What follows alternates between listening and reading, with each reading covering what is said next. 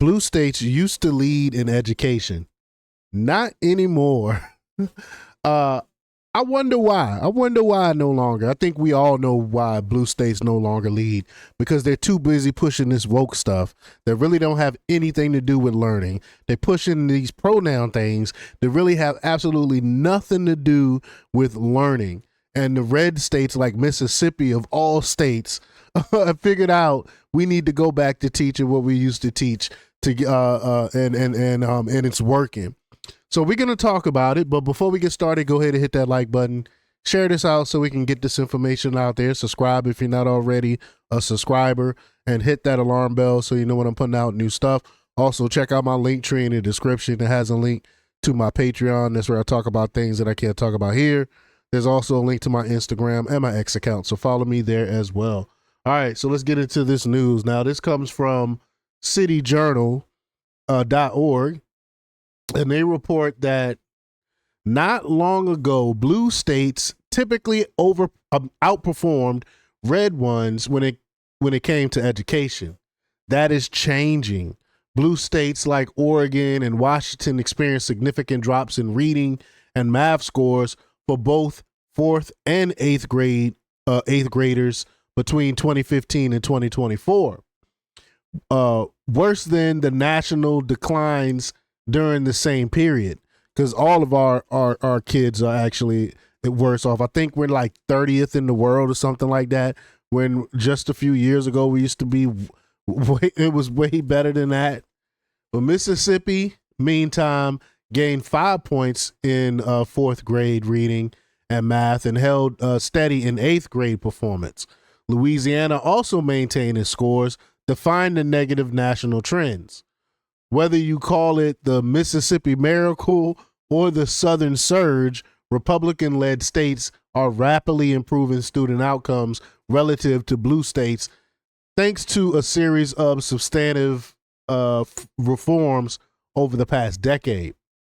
Republican-led state governments have implemented evidence-based reading curricula, banned ineffective teaching methods, and improved school safety. In contrast, Democrat-led states have undermined school discipline, reduced economic standards, and embraced policies that de-emphasize achievement in favor of ideological goals, i.e. teaching pronouns and stuff. It's crazy, and turning our children into activists. But the most important factor driving this divide has been the progressive push for equality. I'm sorry, not equality, equity.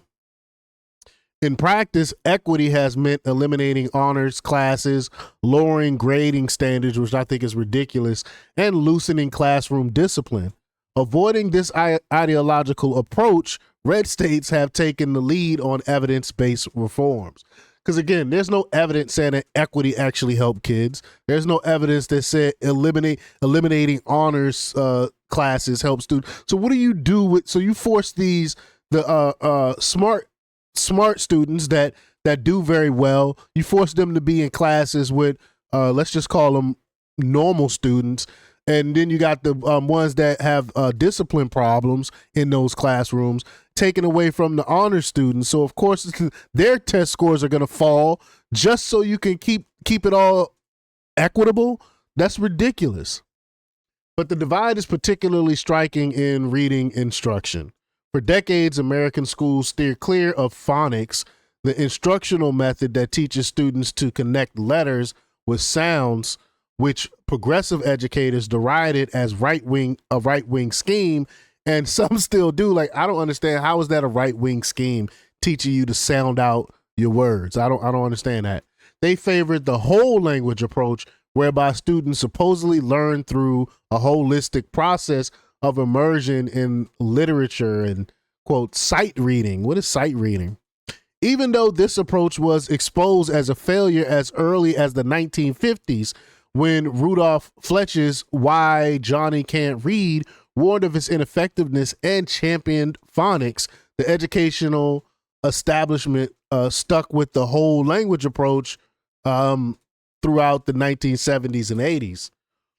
In recent decades, however, red states have returned to phonics In 2013, Mississippi, under unified Republican leadership in both the legislature and governor's mansion, was an early adopter of requiring that teachers be trained in evidence-based reading pedagogies. And you would think you would want children to be working in proven environments and working in using proven techniques. That's evidence-based.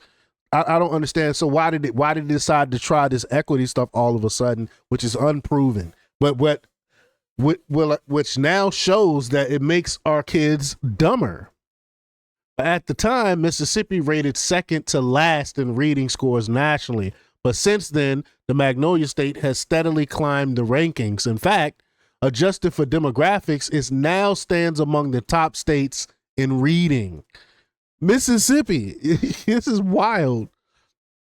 Red states have also led bans on 3 queuing system, or MSV queuing, another failed reading strategy that encourages students to guess unfamiliar words by using meaning, structure, or visual cues. Arkansas outlawed MSV queuing in 2021, followed by Louisiana in 2022. More states joined them after the release of Sold a Story, an influential podcast that exposed the harm done by these discredited methods.